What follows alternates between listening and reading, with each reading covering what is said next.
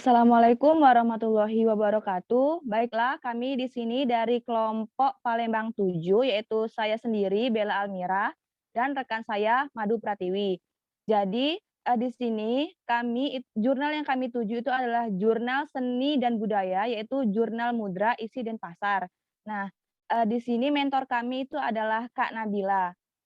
Dan kami di sini mengambil judul tentang perkembangan batik Palembang sebagai salah satu warisan budaya di Kota Palembang tahun 2010 sampai tahun 2018. Kemudian setelah kami melakukan komunikasi dengan Kak Nabila, jadi kami mendapat beberapa revisi dari artikel yang sudah kami buat. Pada bagian pertama, yaitu pada bagian abstrak, tolong ke bawah lagi deh. Jadi pada bagian abstrak ini, kata Kak Nabila, tidak diperkenankan untuk, mentranslatekan bahasa Indonesia ke bahasa Inggris itu menggunakan Google. Jadi harus, secara manual dan di sini sudah kami perbaiki, eee, untuk mentranslate ke bahasa Inggris tersebut. Kemudian untuk bagian pendahuluan, bawa lagi tolong deh. Nah, untuk bagian pendahuluan, jadi di sini kami juga mendapatkan revisi dari Kak Nabila, yaitu pada bagian paragraf pertama, kedua, dan ketiga. Jadi Kak Nabila bilang, untuk antara paragraf 1 dengan paragraf 2 dan paragraf 2 dengan paragraf 3 itu tidak kata-katanya itu tidak nyambung, jadi harus diperbaiki. Dan di sini kami sudah memperbaiki kata-kata dari bagian paragraf-paragraf tersebut. Lalu ke bawah lagi deh, bagian metode. Nah, untuk di bagian metode, jadi pada awalnya kami itu menggunakan metode penelitian sejarah. Nah, tapi ketika kami, konsultasi dengan Kak Nabila, jadi pada awalnya Kak Nabila itu bilang, eee, boleh menggunakan metode sejarah. Namun setelah diketahui bahwa jurnal yang kami tuju itu adalah jurnal seni dan budaya, jadi Kak Nabila meminta kami untuk mengubah kembali metode penelitian, yaitu menjadi metode penelitian deskripsi dan kualitatif. Lalu, lagi deh di bawahnya. Nah, ada juga untuk beberapa bagian isi, di sini kami juga mendapat revisi untuk awal kalimat pada isi, artikel ini, dilarang untuk menggunakan kalimat pada awal kalimat. Nah, di sini juga sudah kami revisi, eee, setiap kalimat yang pada awalnya menggunakan pada, sudah kami revisi tidak lagi menggunakan kata tersebut. Nah, lalu pada bagian gambar, yang pada bagian gambar deh, yang paling bawah.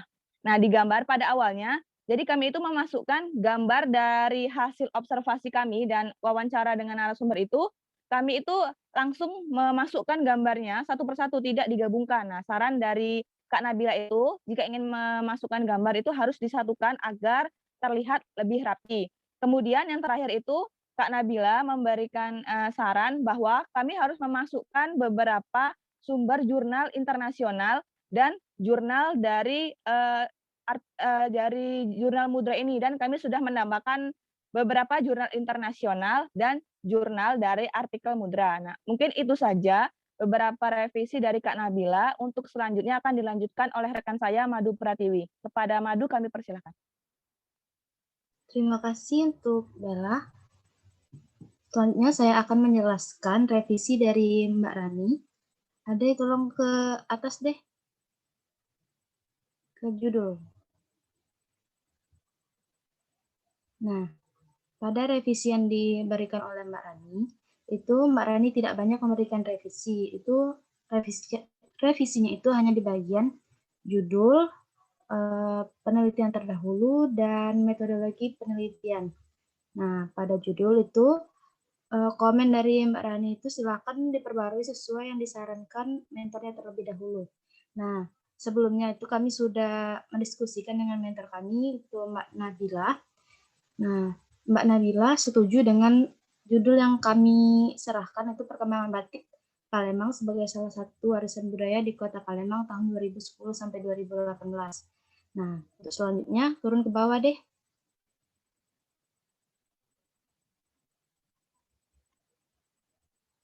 Selanjutnya itu penelitian terdahulu, paragraf yang terakhir.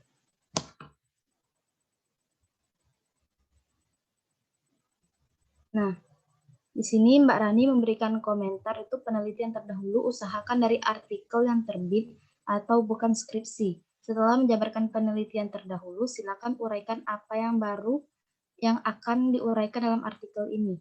Nah, di sini kami sudah menggunakan jurnal dan artikel yang terbaru.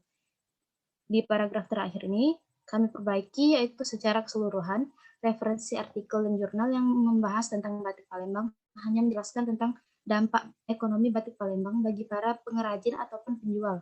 Juga beberapa penjelasan tentang motif kain batik Palembang.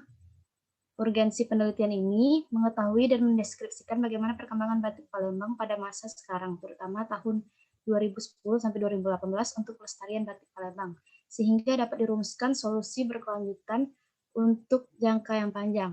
Nah, selanjutnya itu revisi dari Mbak Rani pada metode penelitian. Nah, di sini Mbak Rani memberikan komentar itu silakan sebutkan dahulu metodenya. Nah, sebelumnya itu kami terdapat sedikit penjelasan, tetapi tidak langsung ke metodenya. Jadi kami hapus dan kami lanjutkan dengan paragraf yang kedua, dijadikan paragraf pertama, yaitu metode yang digunakan dalam penelitian ini menggunakan metode deskripsi dan kualitatif. Mungkin itu saja. Saya kembalikan ke Bella Almira. Baiklah, mungkin itu saja revisi dari mentor dan dari Mbak Rani. Jika ada salah, saya mohon maaf. Wassalamualaikum warahmatullahi wabarakatuh.